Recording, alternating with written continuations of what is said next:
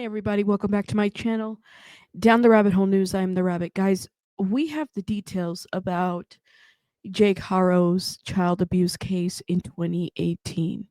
Okay, now they were printed out, and oh man, we have to talk about it because they're just like, for informational purposes, for the fact that we want the truth out so that people really understand the gravity of the situation. On October 13th, 2018, Haro and Avina's 10-week-old daughter was admitted to Hemet Valley Hospital. I find this to be very interesting because Emmanuelharo, 7-month old, right? Now we have a baby here who was 10 weeks old. Doctors reported to police that the little girl had an acute fracture rib, 6 ribs with healing fractures, a skull fracture, brain hemorrhage, swelling of the neck, and a fractured leg bone that was healing. A 10-week-old baby. How did a 10-week-old baby get these kinds of fractures? 10-week-old babies can't self-protect, guys.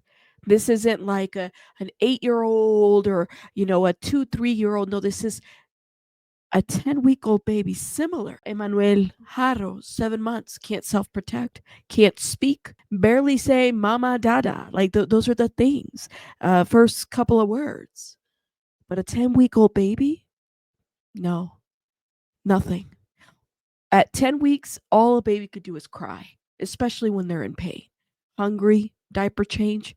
They need comfort. The report further goes, the combination of the above filings in a pre-mobile infant, in the absence of a plausible history of significant trauma to explain the injuries, is indicative of abuse, head trauma, child physical abuse, and nutritional neglect.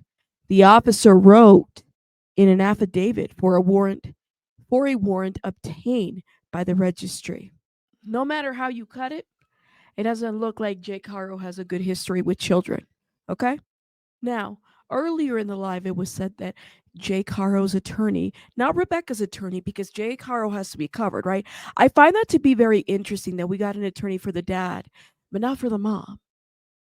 Like, he sounds very concerned, so he wants to make sure he covers him before he covers the wife. Just saying, okay? The attorney basically said that, people are misunderstanding the charges from 2018, which he pled guilty for. People are misunderstanding those kinds of charges. I don't know what there is to misunderstand, honestly.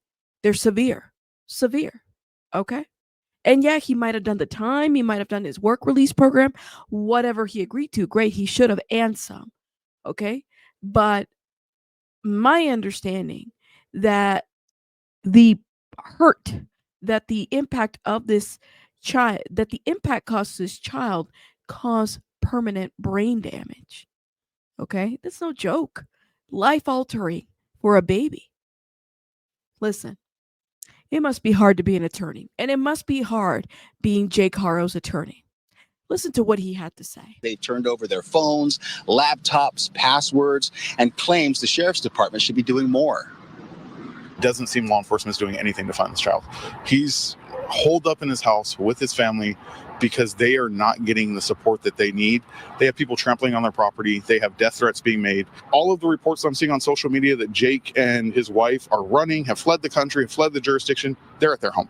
They're at their home, holed up, scared for their own safety, grieving for their son. I have personally spent time with Jake and have seen the emotions in his face. He is not in any way running, hiding, or doing anything to exhibit any behaviors of somebody that is trying to be deceptive in this case. Now, to be quite honest, I really don't care that he's held up in his home, that all he can do is play on his PS4, PS5, watch Netflix while he's so worried about his child. I'm not concerned at all whatsoever. I'm not worried about how he feels. What I'm more concerned about is whether there has been any cooperation, or are they cooperating? What does that look like? Okay, that's what I'm concerned. As long as they're cooperating, they could be at their home, they could be wherever. Like they could be at their home and be available for law enforcement. That's what I'm worried about. but okay. And we've learned Jake pled guilty to child cruelty charges in a separate 2018 case out of Riverside County. According to court records, he's currently on probation for those charges after he was convicted and jailed in 2023, and is also facing additional charges for weapons possession. Meanwhile, the nonprofit organization Uvalde Foundation for Kids, we've learned, has withdrawn its $5,000 reward in search efforts, citing the parents' unwillingness to cooperate with the investigation.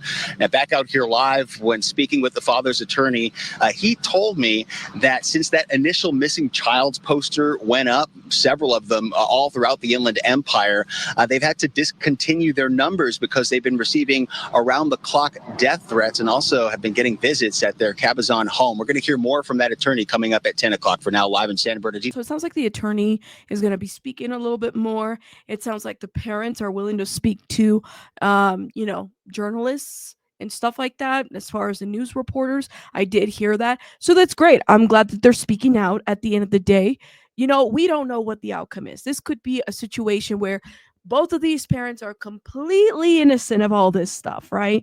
And people are just, coming at them, and we're all wrong about how deceptive things appear to be, right? We're all wrong about the things that have been said, people speculating. I definitely don't agree that they should be receiving any death threats, but that's me. I mean, I just don't think that that's a great idea. So these details are just so concerning, guys. And I do wonder, like, have the other kids been interviewed? Because these details are just so concerning. I mean, this was a 10-week-old baby. 10-week-old baby. Okay. And then there's more. I mean, and to remind everybody, she was admitted to the hospital. The doctors reported that the little girl had an acute fracture ribs, 6 ribs with healing fractures, a skull fracture, brain hemorrhage, swelling of the neck, and a fractured leg. How does a 10-week-old do this?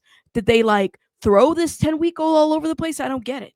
And then a combination of all of this, it's what led to the investigation from CPS and then for charges to have happened. And it wasn't just Jake, it was the mother, Vanessa, at the time was Vanessa Haro. It was her too. So yeah, like, I'm sorry, Jake doesn't have a good history with children. He just doesn't.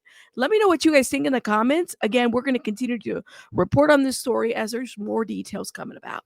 I'll see you guys on the next one. Bye, guys.